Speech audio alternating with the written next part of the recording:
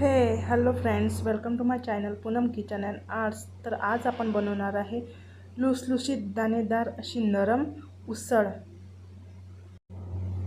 साबुदाण्याची उसळ बनवण्यासाठी काय काय साहित्य लागणार आहे, साबुदाण्याची उसळ कशी नरम होणार आहे बघा। कशी एकोण एक दाणा असा सेपरेट दिसत आहे, एकदम लुसलुशीत आहे, मोकमोकळी आहे, खूप छान आहे। याच्यासाठी काय साहित्य लागलेलं आहे तर आपण व्हिडिओमध्ये नक्की बघूया।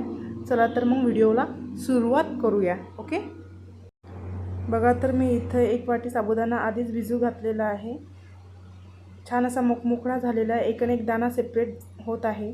त्यानंतर 1 वाटी असं शेंगदाण्याचं बारीक पूड घेतलेलं आहे, त्याच्यासाठी थोडेसे शेंगदाणे घेतलेले आहे आणि 2 आलू इथं उकडलेले नाही आहेत, ते मी चिरून घेणार आहे।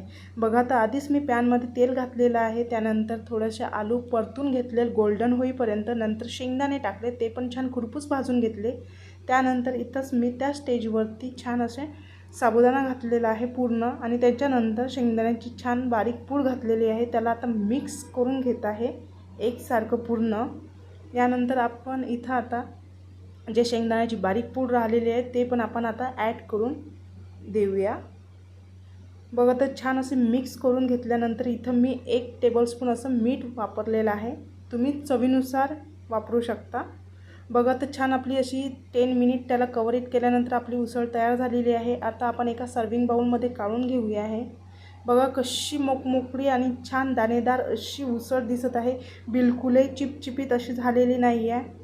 बघा कशी भलती छान दिसत आहे, एकन एक दाणा असा सेपरेट दिसत आहे, बघू शकता तुम्ही। त्याचबरोबर मी इथं टेस्टसाठी हिरव्या मिरच्या 2-3, त्यानंतर दही केलेलं आहे छान टेस्टसाठी, जे की तुम्हाला त्याच्यासोबत लागणार आहे चवीसाठी ते तुम्ही यूज करू शकता, पण मला तर हेच आवडते, याच्यासाठी मी दही आणि मिरच्या सांगितलेल्या आहेत। ॲज अ विश तुम्ही आणखीन काही टेस्टसाठी घेऊ शकता। बघा कशी अशी नरम झालेली आहे, एकन एक दाणा असा सेपरेट दिसत आहे। खरंच तुम्ही नक्की ट्राय करून बघा। फक्त एवढंच आहे की साबुदाणा भिजत घालताना थोडंसं पाणी ॲड करायचं, जास्त पाणी ॲड करायचं नाही, आणि मोकळा होईपर्यंत साबुदाण्याला भिजत ठेवायचा। बघा तर व्हिडिओ आवडला असणार तर लाईक, शेअर आणि कमेंट्स करायला विसरू नका। तोपर्यंत बाय।